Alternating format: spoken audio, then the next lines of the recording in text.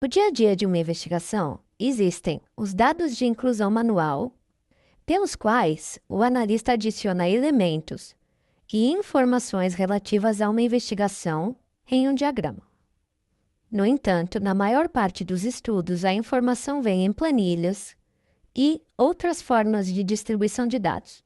Portanto, a forma mais utilizada de inclusão de itens em um diagrama é a importação. Com este recurso, que é encontrado na guia Página Inicial, recurso Importar, podemos incluir dados de outras fontes. O último item da lista de opções é a área de janela importadora, que abre no Analyst Notebook uma janela contendo as especificações salvas e abaixo as opções de novas especificações. Essa janela já apresenta todas as possibilidades de especificação de importação do Analyst Notebook. Na prática, o que muda é o tipo de arquivo de origem, que podem ser arquivos de texto, os TXT, arquivos separados por guias, os TSV, arquivos separados por vírgula, os CSV, arquivos de Excel, que podem ser XLS ou XLSX, nas versões mais novas de Excel, e os arquivos de troca, que utilizam a extensão XML. Como mais importante é a especificação em si, vamos demonstrar aqui duas variações utilizando um arquivo primeiro XLS proveniente de Excel e depois um arquivo CSV. Antes de começar, a gente só precisa lembrar que há dois tipos de diagrama. O diagrama de associação, que é aquele que mostra os relacionamentos entre as entidades em vários formatos. E o diagrama temporal, que apresenta os dados em uma linha de tempo. Iniciando, vamos selecionar a opção Nova Especificação e a janela do explorador de arquivos aparece. Nela, localizamos o arquivo de nosso interesse. Para esse treinamento, vamos iniciar com um arquivo Excel já contido como exemplo na instalação do Analyst Notebook. Trata-se de uma planilha com os dados de vigilância do restaurante Gelicos. É sempre importante saber do que se trata a fonte de dados. Isso afeta a tomada de decisão da especificação da importação e também no registro de onde a informação foi coletada. Notem que nesse exemplo, na primeira parte da especificação, é visível que a estrutura da planilha está bem definida e provavelmente não vamos precisar de grandes ajustes. No próximo exemplo não vai ser esse o caso. Enfim, neste primeiro exemplo, vamos pressionar o botão Avançar e agora estamos na seção de Seleção de linhas. Vemos que a primeira linha é o cabeçalho, portanto, devemos selecionar a opção Extrair cabeçalhos da coluna da linha 1. A estrutura alterou e agora temos a primeira linha contendo dados. Neste exemplo, não há necessidade de ignorar linhas. Podemos avançar. O terceiro passo é a de ações da coluna, o qual apresenta um conjunto de recursos para fazer correções e ajustes dos dados. Vou fazer apenas um ajuste, ainda que não seja necessário, para que a gente possa ver como esse passo pode ajudar. Vejam que na primeira coluna, a de local, temos o nome de Gelicos com apóstrofo. Vamos retirar esse apóstrofo usando a função localizar e substituir texto. No campo corresponder valor, vamos colocar o apóstrofo. E no campo substituir por, vamos colocar o sinal de menos. Vamos deixar sem condição. Vocês perceberam que a alteração já foi aplicada? Bom, avançamos e estamos na parte de seleção do design. Esse passo é o mais importante e é nele que devemos definir se vamos produzir um diagrama de associação ou um diagrama temporal. Além disso, vamos definir as propriedades a serem incluídas nas entidades e nos vínculos. É importante que o analista tome essa decisão. Não há resposta correta nem incorreta nesta especificação. Tudo depende de que tipo de inteligência o analista pretende produzir. Para o nosso exemplo, vou selecionar sequência de eventos e, ao avançar, vemos que já há uma estrutura referencial pré-definida que será aplicada. À direita do painel de especificação, vemos que há um conjunto de especificações a serem definidas. Vamos analisar. A primeira coisa é que lembramos que uma entidade representada no diagrama tem uma entidade exclusiva e, portanto, na especificação da importação, devemos reproduzir isso. Observando os dados, verificamos que existem duas entidades. O local GLIX, identificado pelo nome, e o veículo, que pode ser identificado pela placa de licença. Vamos começar pelo veículo. Primeiro, vamos estabelecer o tipo de representação. A representação é de linha de tema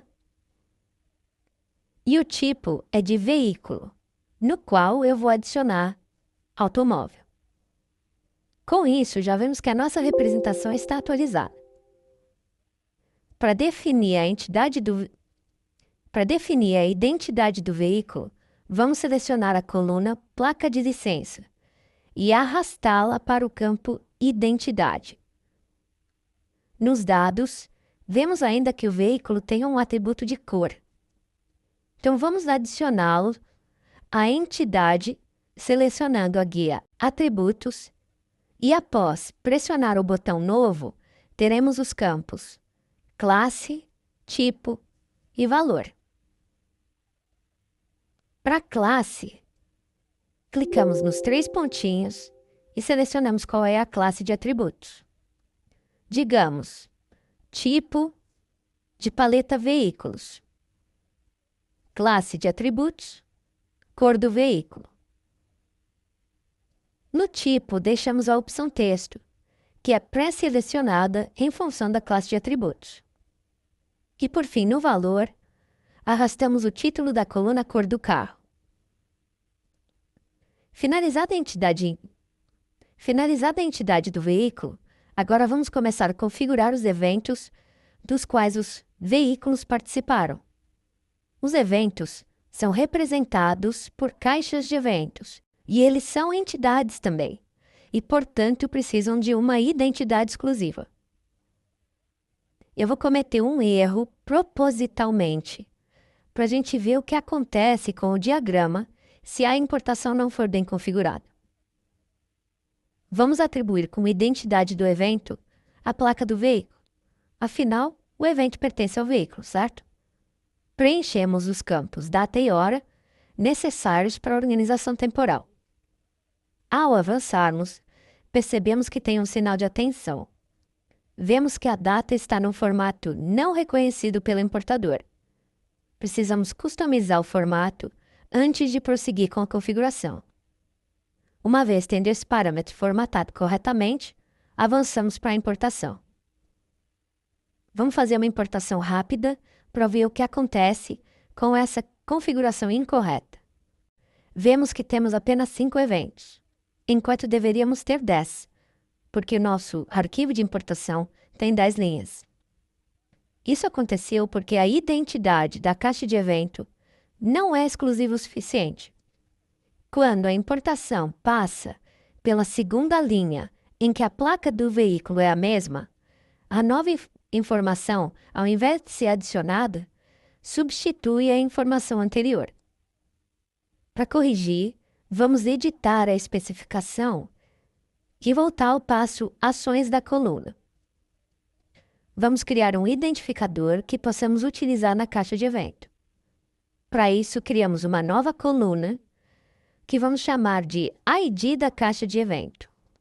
E vamos usar, além da placa da licença que a gente usou anteriormente, vamos concatenar a data e a hora do evento. Isso criará um texto mais longo, que será mais exclusivo de cada evento. Ao reprocessarmos a importação utilizando esse novo campo como identidade da caixa de evento, agora teremos um diagrama bastante diferente.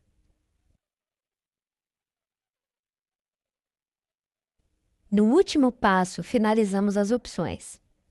Podemos adicionar os dados importados ao diagrama já aberto ou criar um novo diagrama com esses dados.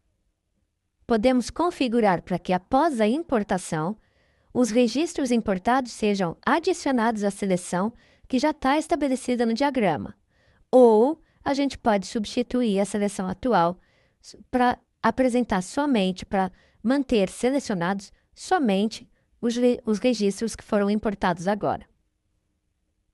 É possível pré-formatar o diagrama e remover a recorrência de vínculos, que geralmente serve mais em diagramas de associação do que em diagramas temporais. Por fim, a gente pode registrar informações sobre a especificação de importação e salvá-la para utilizar mais tarde. E ao realizar a importação, a gente vê que o resultado é bem diferente. Agora a gente tem uma representação para cada um dos 10 eventos. E você pode notar na linha do tempo que cada evento está associado ao seu respectivo carro, com todos os detalhes necessários. E você pode ver, em relação a uma linha de tempo, onde é a sequência dos eventos e a quem eles estão associados. Podendo, inclusive, utilizar a barra temporal para ter uma referência mais adequada de quando os eventos aconteceram.